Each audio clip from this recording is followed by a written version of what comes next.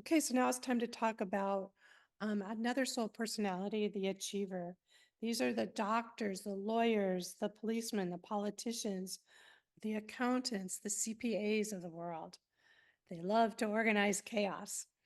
They love to notice when things are out of place. If someone has forgotten to cross a T or dot an I, they're the first to notice. I hired a business coach once because I have a different personality. I'm talk about that two times down. But I hired her because I wanted her to help organize my big ideas because I knew that was her sole purpose. So I had created this beautiful sales page and I asked her, can she review it to look for, that did it make sense? Did it convey what I wanted it to say? And I didn't hear any of that. All I heard was, "Well, you forgot a period here, and literally, you misspelled this word." And I'm like, "What? What?" I'm like, "Well, okay, sweet. That's nice. I got spell check. I'll do that later. But what do you see in the big picture of this whole thing?" But her soul personality came into play, and she was just like, organizing chaos. If something's misspelled, it irritates the living heck out of them. If a rule is broken, if you're a minute late, it's not cool, right? Who here had a parent? I sure did. That if you weren't late, the doors were locked. You couldn't come in. That's what happened to me. I don't know. So they provide structure, systems, and strategy. They love rules and charts. They're neat. They're organized. And like I said before, they notice when details are out of place or overlooked. Another telltale sign is they tend to stay in the same job or profession their entire life. And I put these pictures of money in here because of their steadfast habits, they have the ability to amass great wealth. They're disciplined, they love routine, and that's what it takes to really provide the systems and structures and routines to amass great wealth. So this is what they are on the positive side. So, their sole purpose side. But when they get worn out, when they're unconscious, when they feel that they're not being recognized, when they can't organize chaos, what do they end up doing? So, they tend to overachieve. And I picked these pictures here because here's another degree.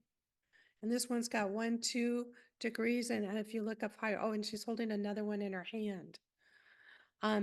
These are the people that have a lot of degrees and make a lot of progress with certifications and whatnot. But oftentimes they don't celebrate. And they may look back on their life and wonder, oh, I've got all these achievements. When am I going to arrive? That's one of the things that happens in the lower self. Um, they tend to also achieve mastery. I picked this yoga picture because it takes a lot of personal discipline to be able to sit on one foot, keep your hips straight, and balance like that.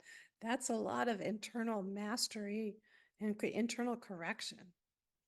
They love to be in the driver's seat. They love to be in control. And when they're not into control, when they're stressed out, what do? They micromanage. So my brother has a strong dose of this within him. And when my father died, um, we found some cash stashed in the house. And we were splitting it evenly all the way down to the one thing that was out of place was a quarter. And there was nobody, that no one had 5 pennies and 2 dimes or 4 nickels and 5 pennies. No one had that. And even if they did, that was still one person would get one more penny than the other. And he was following up. He was just like, well, you have it, you know. And I'm like, yeah, no, you can have it. Cause I could tell he was just like, this isn't right. So we are arguing back and forth over the quarter. And good thing is his girlfriend, who's soon to be wife, was there. And we just asked her, hey, will you take this quarter so that we can be fair and square between us? And she says, yeah. But, he was stressed. My dad died. And we're going through his stuff, like growing up. We weren't supposed to be in his stuff, right? And it was like forbidden, don't touch my things. And Here we are going through his things and his money. He was like a fanatic about money. And so that was really, really stressing him out. So a lot of compassion for my brother and that responsibility of having to do that. So when they're stressed, like I said, they can seem obsessed with following the rules, like I just described, even if it doesn't make sense. They can seem cold and calculating. And like the leader, they have this open, big, huge heart that they don't often show. And achievers that attain a lot of personal growth, personal self-enlightenment, self-mastery.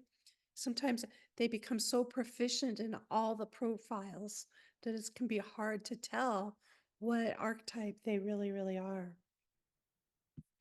So go ahead and pause this video and answer some questions again. What did you recognize?